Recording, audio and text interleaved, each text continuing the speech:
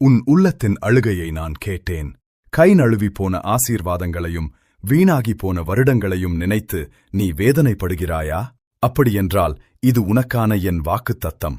என் அன்பு பிள்ளையே, உன் வாழ்க்கையில் இழந்தவைகளையெல்லாம் நான் உனக்கு திரும்பத் தரப்போகிறேன்.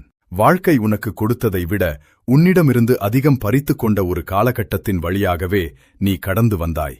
உன் நேரம், வாய்ப்புகள், உறவுகள், சமாதானம் எல்லாம் கைவிட்டுப் போய்விட்டதே என்று நீ நினைத்தாய். இனி எனக்கு ஒரு எதிர்காலம் உண்டா என்று நீ பயந்தாய்.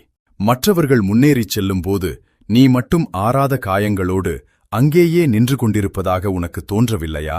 ஆனால் யோவேல் தீர்க்கதரிசி மூலமாக நான் சொன்ன வாக்குத்தத்தம் இன்று உனக்கு உரிமையானது.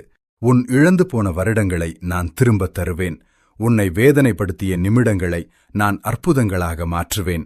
உடைந்து போன உறவுகளுக்கு பதிலாக உன்னை சுகமாக்கும் அன்பை நான் தருவேன். மரித்துப் போனது என்று நீ நினைத்த உன் கனவுகளுக்கு நான் உயிர் கொடுப்பேன். சத்துரு திருடியதையெல்லாம் 7 மடங்காக நான் உனக்கு திருப்பிக் கொடுப்பேன்.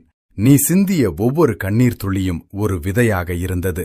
அந்த தடைகள் உனக்கொரு பாதுகாப்பாகவே இருந்தது. இனிவரும் காலங்களில் இழந்ததை நினைத்து நீ அழமாட்டாய்.